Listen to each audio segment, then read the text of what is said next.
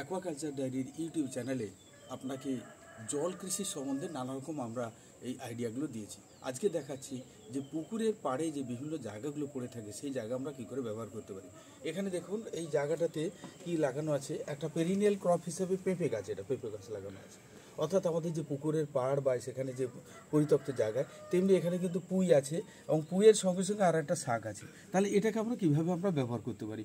এই প্রথমে দেখুন ওই একই জায়গায় একই মাটি এবং জলটাতে ব্যবহার করে আমরা কী ফসলটাকে তুলতে পারি। কারণ ইন্টেনসিফিকেশান আমাদের দরকার, আমাদের জনসংখ্যা বাড়ছে, সঙ্গে সঙ্গে জল কৃষির সঙ্গে সঙ্গে আমাদের যে ল্যান্ড কৃষি বা যে আমরা কৃষি যেটাকে বলি, সেখানে কিন্তু যে সবজি বা বিভিন্ন ফসল আমাদের উৎপাদন করা প্রয়োজন। সেই লক্ষ্যে দেখুন এখানে কিন্তু যে প্রথমে যে লাল শাকটাকে জাস্ট কয়েকদিনের ক্রপ, সেটা তুলে নেওয়া হচ্ছে। তারপরে সেখানে কিন্তু পুঁইটা আরও বেশি কিছুদিন থাকবে, তারপর আমরা পুঁই হারভেস্ট করতে পারবো এবং এখানে রয়েছে যেমন এটা পেঁপে করবো। তেমনিভাবে এখানে যদি আমরা একটু এগিয়ে আসি তাহলে দেখুন এখানে কি কি করা আছে। এইখানটাতে একটা সজনে গাছ, এই যে সজনে গাছ দেখুন, সজনে গাছে কিন্তু এখানে যে প্রচুর পরিমাণে ফল হয়ে আছে, ঠিক তার গোড়া থেকে দেখুন এখানে কিন্তু সিম গাছ লাগানো আছে। অর্থাৎ সজনেটা হারভেস্ট হওয়ার পরে এই সিম যে গাছ, এই সিম গাছ থেকে এটা কিন্তু গাছে উঠে গিয়ে ফলন দেবে এবং ঠিক এই ফলনটা পাওয়া হবে। যখন থেকে সজনে ফুল আসার আগে ততদিনে এই গাছটা কিন্তু তার আগে কিন্তু কি হয় যে শীতের আগে এই গাছগুলোটা অনেকটা জৌলুসটা কমে যায়। তেমনি এখানে দেখুন আরও কিন্তু একটা পেয়ারা গাছ লাগানো আছে এবং এই ঢ্যাঁড়সের কথা আপনাদের আগেই বলেছি যে ঢ্যাঁড়স গাছ যেটা এখানে কিন্তু প্রায় পেরিনিয়াল 2 বছর 3 বছর পর্যন্ত থাকে এবং যেটাতে 15 ফুট পর্যন্ত লম্বা হয়, সেটা আমরা করেছি। এখানে দেখুন এখানে কুঁদরি লাগানো আছে। এই কুঁদরিটা তো অর্থাৎ একই জায়গাতে দেখলে হিসেব করে দেখুন এখানে তাহলে আমরা যেমন ঢ্যাঁড়স করছি তেমনি এখানে যেমন কুঁদরি করছি, এখানে আবার পুঁই রয়েছে, তেমনি নিচে কিন্তু সেই জায়গাটাতে গোড়াটাতে এটা কিন্তু দুটোভাবে কাজ করে। এক নম্বর হচ্ছে এখান থেকে আমরা অধিক ফলন যেমন পাচ্ছি, তেমনি এই জায়গায় কোনো যখন শাকসবজি হচ্ছে একই জল থেকে হচ্ছে এবং এই জলটা তাড়াতাড়ি কিন্তু শুকনো হচ্ছে না, তাতে এবার সেটা একটা কাজ করছে কারণ ভেজা থাকছে। এইটা দেখুন এটা যেমন হয়েছে কুঁদরি, যে কুঁদরিটা তো হয়ে আছে। ইতিমধ্যে আগের ক্রপ যেটা আছে পুঁই আছে, যে পুঁইটাকে ওখানে বীজগুলো আবার পুঁতে দিয়ে নতুন করে দেখুন এই যে পুঁই গাছ এখানে চলে এসছে, এই যে এটা পুঁই গাছ। অর্থাৎ এই অংশ শুধু তাই নয়, এখানে করা হয়েছে কি এই যে উচ্ছে ছিল আগে, সেই উচ্ছের বীজ এখান থেকেই আমরা বীজটাকে সংগ্রহ করে এখানেই করছি, অর্থাৎ উচ্ছে বীজও করা হয়েছে। তার মানে একটা ছোট্ট জায়গা থেকে আমরা সেটা ঘরের ব্যবহারের জন্য হোক বা সেটা যদি ব্যবসায়িক ভিত্তিতে হোক আমরা কিন্তু করতে পারি। মানে ছোট্ট জায়গা দিন দিনই হচ্ছে এগ্রিকালচার ল্যান্ড কিন্তু কমে যাচ্ছে এবং সেই জায়গায় কিন্তু মানুষের যে খাদ্যের যোগানটা আমাদের দরকার এবং সেই লক্ষ্যে আমাদের ক্রপ ইন্টেন্সিফিকেশান করার দরকার আছে। এবং এখানে বিভিন্ন লেয়ারে যে আমরা ফার্মিং করি সেটাকে দেখাচ্ছি। তার মানে নিচে একটা হচ্ছে আবার টিউবার ক্রপও আছে, এর ভেতরে কিন্তু লাগানো আছে ওল লাগানো আছে, কচু লাগানো আছে। অর্থাৎ মাটির নিচ থেকে আমরা ক্রপ পাচ্ছি, ওপরে সারফেস একটা পাচ্ছি, শাক পাতা পাচ্ছি এবং তেমনি কিন্তু ওপরে ক্রিপার থেকে, এই যে ক্রিপারটা থেকে ওপর থেকে এটা পাচ্ছি। এবং এইভাবে আমরা যদি প্রত্যেকটা জমিকে আমরা ব্যবহার করি তা কিন্তু আমরা ফল পাবো। এখানে দেখুন আবার পেরিনিয়াল ক্রপ হিসাবে এগুলোকে যেটা স্থায়ীভাবে লাগানো আছে, এখানে কাঁঠাল গাছে চারা লাগাচ্ছে, অর্থাৎ কিছুদিন পরে এই গাছগুলো আবার ফলন দিতে শুরু করবে। এবং ঠিক নিচে আবার দেখুন এটা নারকেলের গাছ লাগানো আছে, তার মানে সেটাও কিন্তু বড় হবে।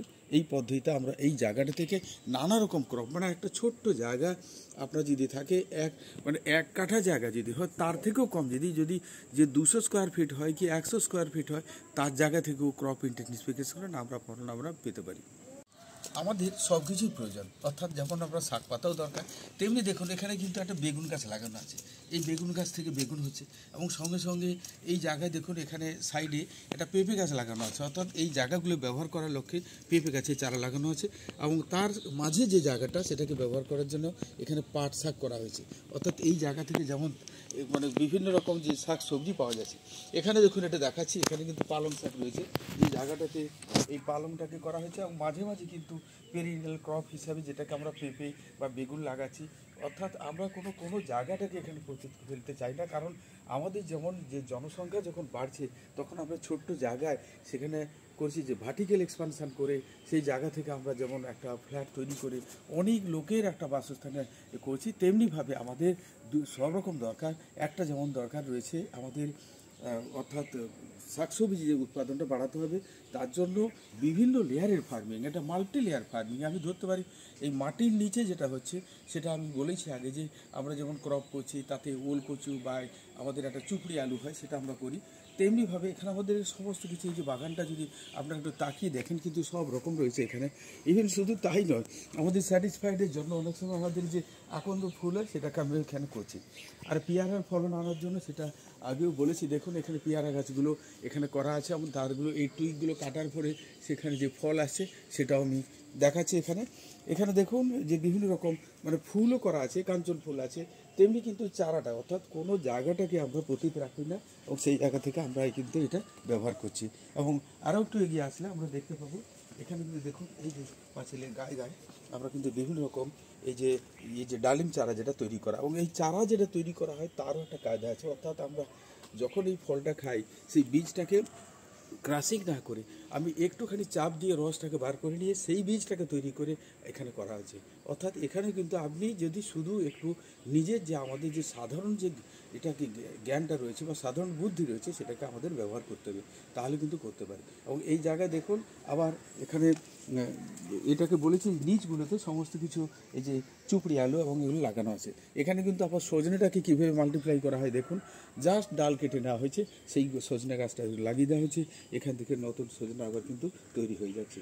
এইভাবে আমরা বিভিন্নভাবে করতে পারি। একটুখানি যদি আমরা এগিয়ে আসি, আমি বলেছিলাম যে আকন্দ ফুলের গল্প, এটা চৈত্র মাসে যে শিব ঠাকুরের যে পুজো সেটাকে কিন্তু আমরা এখানে রাখিনি। এখানে দেখুন এই ফুলগুলো কীরকম করে এখানে ফুটে আছে, সেখান থেকে এটা ব্যবহার করা যাবে। এইখানে আর একটা জিনিস আপনাকে দেখাচ্ছি, এখানে দেখুন এই যে পেয়ারা গাছ রয়েছে, সেই পেয়ারা গাছের গোড়ায় কিন্তু এখানে করা আছে আমাদের যেটা ড্রাগন ফ্রুট। কারণ ড্রাগন ফ্রুট এটা কিন্তু একটা অবলম্বন দরকার, সে গাছের গোড়ায় যদি এটা লাগায় তাহলে কিন্তু এটা ড্রাগন ফ্রুট এটা এখান থেকে হওয়া সম্ভব। এই যে দেখুন এখানে আমরা কিন্তু এই যে বেগুন যেটাকে বলেছি, বেগুনটাকে চাষ করা হচ্ছে এবং তার গোড়ায় কিন্তু পেঁপে গাছও লাগানো আছে। অর্থাৎ এই বেগুনটা, পেঁপে গাছ কিন্তু তার অতি সহজে উপরে উঠে চলে যাবে আর নিচে কিন্তু বেগুন হবে। এবং তার সঙ্গে সঙ্গে যে বিভিন্ন রকম যে সাথী ফসল, এখানে লঙ্কা রয়েছে, আর তেমনিভাবে এখানে আবার যেমন পুঁই গাছ লাগানো আছে, সেরকম দেখুন এই পেঁপের চারা লাগানো হচ্ছে। এখন সঙ্গে সঙ্গে আবার ছোট ছোট লঙ্কার চারা লাগানো হচ্ছে, যাতে এই যে ইন্টারক্রপিং মানে এখান থেকে এই মাঝে একটু জায়গা, অর্থাৎ একটা রো করে সেই রোটাতে আমরা বিভিন্ন চারাগুলোকে এখানে পুঁততে পারি। এখানে বেগুন আছে, দেখুন একটা আবার লঙ্কা এবং তার সঙ্গে পেঁপে, এই পদ্ধতিতে একই রোতে যদি আমরা খুব ঘন ঘন লাগাই তাতেও কোনো অসুবিধা হয় না, সেখান থেকে এই ক্রপটা কিন্তু আমরা পেতে পারি। এই দেখুন আমরা সেই একই জায়গায়, এটা কিন্তু অড়হরটা একটু ওপরের দিকে উঠে গেছে, নিচে কিন্তু আমাদের ফসল হচ্ছে, সঙ্গে সঙ্গে এই অড়হরটাকে ওপর থেকে একটা ডাল শস্য এটা পাচ্ছি। এবং এই জায়গা থেকে আমরা ক্রপটাকে এইভাবে বিভিন্নভাবে এটাকে ইন্টেন্সিফাই করলে তাহলে আমাদের যেটা ডাইভার্সিফাইড ক্রপ, একটা ছোট্ট জায়গা থেকে সেখানে আমরা সব কিছু পেতে পারি। ঈশ্বরে বিশ্বাস রেখে কর্ম করা, সেটাই আসল ফল পাওয়া যায়। দেখুন সে ঈশ্বরের সন্তুষ্টির জন্য এখানে যেমন একটা বেল গাছও লাগানো আছে, অর্থাৎ এই বেলের পাতা কিন্তু আমাদের বিশেষত শিব ঠাকুরের জন্য বেল পাতা অত্যন্ত প্রয়োজন, এছাড়া অন্যান্য যে দেবদেবীর জন্য লাগবে, সেই জন্য এটা আমরা এই বেল গাছটাকে এখানে লাগিয়েছি। অর্থাৎ একই একটা ছোট্ট জায়গায় এখানে সমস্ত কিছু জিনিস করে সেই জায়গা থেকে আমরা এটা ফায়দাটা তুলছি, কারণ আমাদের তারই প্রয়োজন। কারণ প্রয়োজন দিন যাচ্ছে, এই necessity is the mother of invention, যেটাকে আবার বলি যে আমাদের যখন প্রয়োজন হলো সেই জায়গাগুলো কিন্তু এইভাবে চিন্তা ভাবনা করার প্রয়োজন হচ্ছে, যেটাকে বলতে necessity of the mother of invention.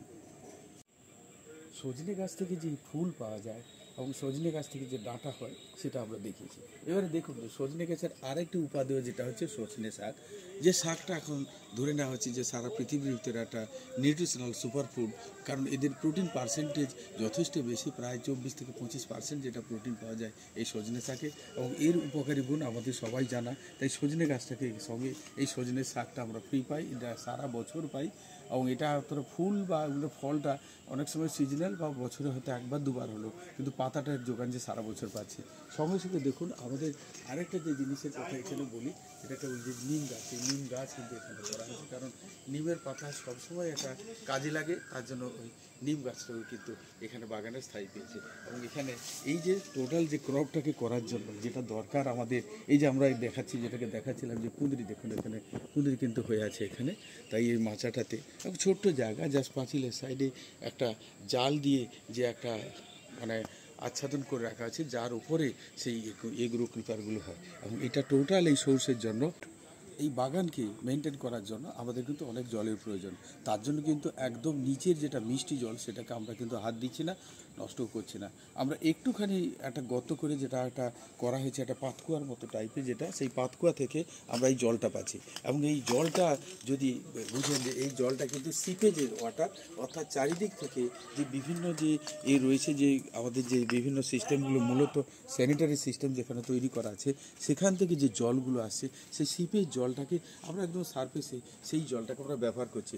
এবং এই বাগানটাতে টোটালটা অর্গানিক, এখানে আমরা কোনো রকম সার ওষুধ এখানে ব্যবহার করি না। মূলত এই যে জল দেখাচ্ছে, যেটা সিপেজ ওয়াটার আসছে, অর্থাৎ অর্গানিক্যালি রিচ, সেখান থেকে এই বাগান করা সম্ভব। এবং দেখুন, দেখলেই আপনারা খুলতে পারেন যে গাছের কিন্তু কোনো গ্রোথের বা এখানে যে কালার দেখে কোনো, এই যে সবুজ, ঘন সবুজ, মানে সেখানে কিন্তু নিউট্রিশনালি এটা কিন্তু যথেষ্ট রিচ, এবং সেই জন্য এই গাছগুলো কিন্তু যথেষ্ট সবুজ হয়ে আছে এবং গ্রোথ হচ্ছে। এইভাবে যেটা আমাদের ময়লা জল, যে ময়লা জলটা সিপেজের মাধ্যমে গর্ত খুঁড়ে আমরা সেটাকে করছি, আমাদের যে ডোমেস্টিক সুয়েজ, সেই ডোমেস্টিক সুয়েজের যে জল, সেই ডোমেস্টিক সুয়েজের জলটাকে আমরা এখানে ব্যবহার করছি এবং ব্যবহার করে হচ্ছে। এবং সেই জলটা কীভাবে কালেক্ট করছি, আমি এখানে যে আমার যে এই যে বাগানের ভেতরে একটা কোনায় আমরা একটা গর্ত খুঁড়ে আছে, মানে যেটা পাতকুয়ার মতো, সেই জায়গা থেকে এই যে ডোমেস্টিক সুয়েজটা অটোমেটিক সিপেজ হয়ে আসছে।